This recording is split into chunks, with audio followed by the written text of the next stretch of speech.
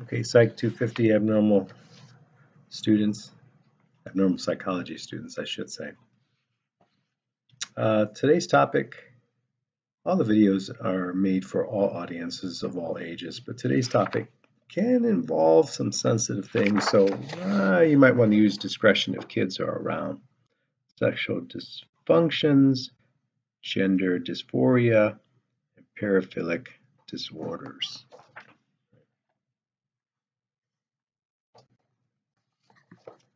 Sex is an interesting topic because a lot of us grew up, well, at least in my generation, we would just find information from our friends.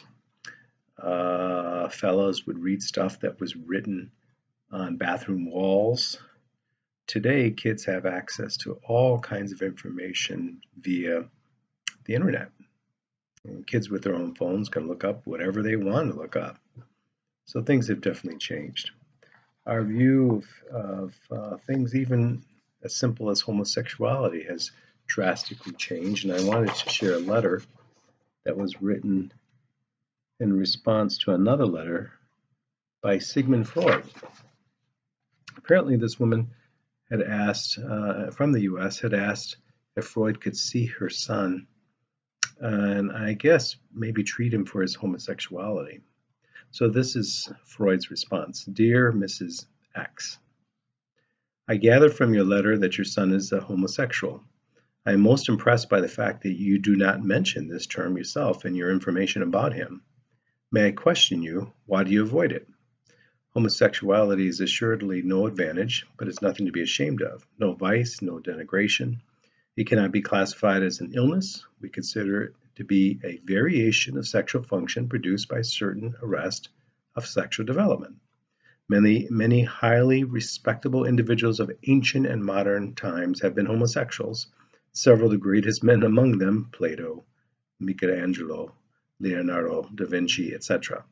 It is of great importance to persecute, it is a great injustice to persecute homosexuality as a crime, and cruelty too. By asking me if I can help, you mean, I suppose, if I could abolish homosexuality and make normal heterosexuality take its place.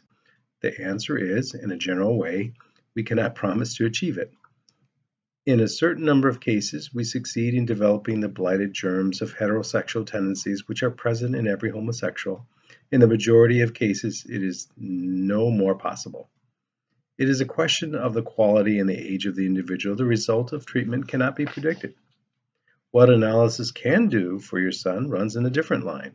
If he's unhappy, neurotic, torn by conflicts, inhibited in his social life, analysis may bring him harmony, peace of mind, full efficiency, whether he remains a homosexual or gets changed. If you make up your mind he should have analysis with me, I don't expect you will, he is to come over to Vienna. I have no intention of leaving here. However, don't neglect to give me your answer. Sincerely yours, with kind wishes, Sigmund Freud. P.S.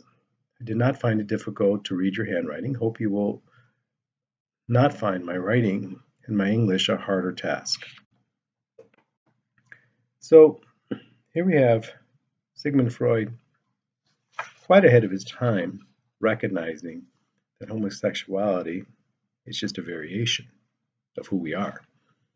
That did not stop the creators of the DSM, the Diagnostic and Statistical Manual, at one point putting in homosexuality as a disorder. It has since been taken out. Right? We are interested in what we think of what's considered normal and abnormal sexual behavior. And of course, we know that what's normal, and we've learned this throughout the semester, can vary from situation to situation, person to person, culture to culture.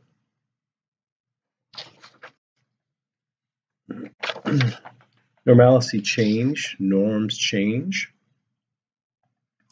So when we focus on dysfunctions, one of the things I noticed as a clinician for nearly 20 years is that when people came in and they wanted to talk about sexual dysfunctions, they, pardon the pun, they beat around the bush quite a bit, right? Because it's a highly sensitive topic. It's very embarrassing. people don't want to reveal too much, so they'd wait to several sessions talking about other issues before they kind of got around to what really brought them in. And some things that really brought them in is, I know I'm supposed to be interested in sex, but I'm really not. Why am I like this? And of course, as usual, the answer is rather complicated. It could be a variety of different reasons, stress being one of them, poor experience being another, sometimes an inadequate partner being another. Okay. Men have been challenged now, if you have a problem, and this comes up in advertising all the time when you're watching television, if you have a problem, take this pill, and that will solve any difficulty you have with these disorders, right? But that's not really dealing with the issue, right? So I can take some aspirin if I have too many hangovers, and that will alleviate a headache, but that's not dealing with why do I keep on having hangovers from alcohol. Why is it that everybody else describes these amazing experiences, but I do not? So again, somewhat psychologically, sometimes biologically, sometimes just a matter of practicing the right techniques. Some men are quick on the draw, so to speak. We call this premature ejaculation, and which does not really encourage a very good relationship, a sexual relationship with their partners, because if they're done in 20 seconds, then their partner is like, what about me? That obviously can produce some pretty negative response. When something's supposed to be pleasurable, we generally think of sexual activity as something that's pleasurable. If it's causing incredible pain like dyspareunia or vaginismus, think about the behavioral school. Those things associated with pain, like punishment, we want to avoid. Those things associated with pleasure, we want more of. So here you have this conflict, right? Something that's supposed to be pleasurable is in fact painful. The good news is that we have techniques to work with some of these issues, and they are hardly effective. The bad news is that most people would rather not talk about them or even go to get help on them. Now we know that our bodies change over time, and biochemically we change, and our interests change, and so this plays a role, but I don't want to give the illusion that older people are not sexually active at all. As a matter of fact, this has been an issue that's been ongoing for so-called convalescent homes or so-called old folks homes, where you have individuals who are sleeping with one another who may already have other spouses, and then the whole challenge of, well, these are consenting adults, but if you enter in dementia, which we talked on the previous chapter, then we're looking at consent. It's a complicated thing, right? Our hormonal levels plays a role.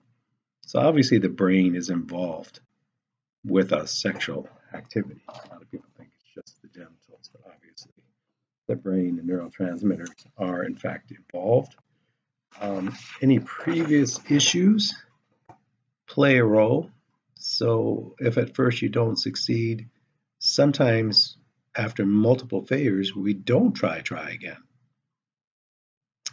You heard that expression, sticks and stones can break my bones, but names will never hurt me. That's not true at all. Names really do hurt you, especially if they're in a very intimate fashion. You're in an intimate moment and those names are given towards you because of your failure to perform, so to speak. Sometimes our belief systems will tell us that sex is evil. For example, there's the old thing about masturbation. If you masturbate, then your hands will look like the wolf man, which means that the wolf man always must have masturbated. His hands look kind of deformed too. So those ideas are embedded pretty early in our life. It's hard to shake them if you grow up under those circumstances.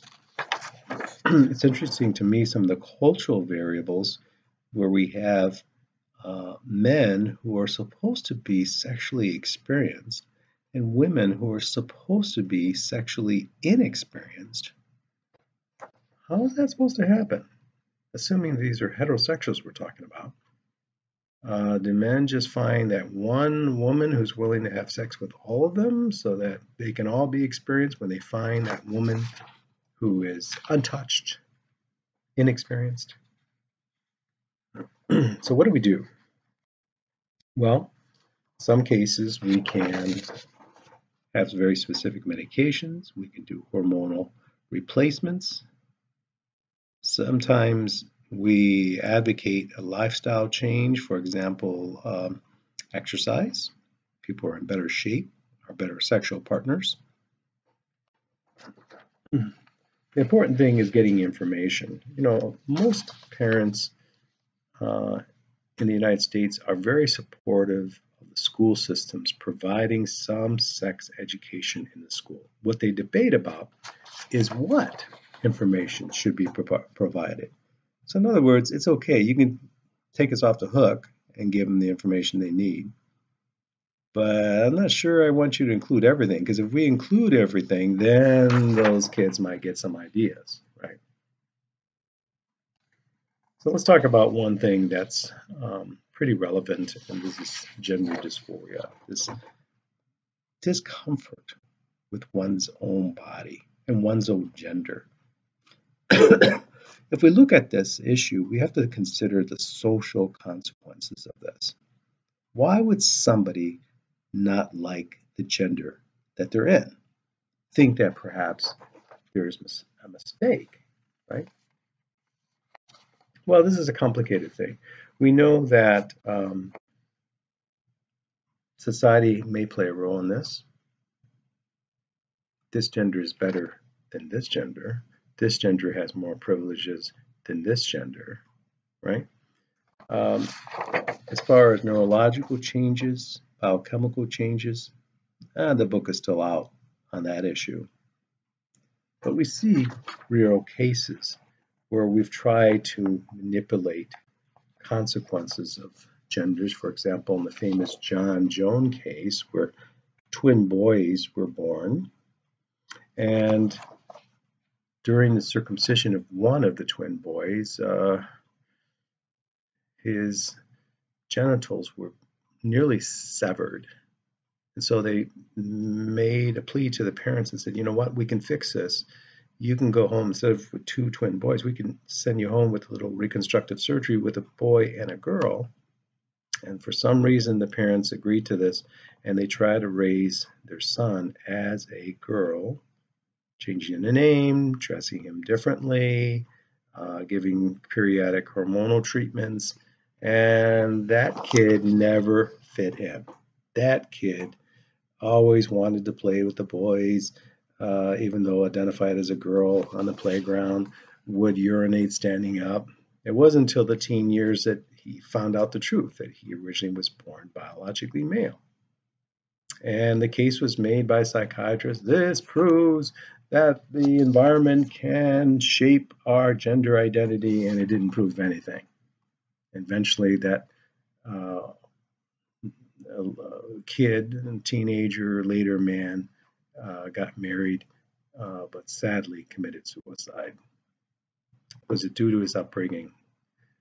Probably partially due to that, but it's a tragic case nonetheless. We're going to talk about this individual next time.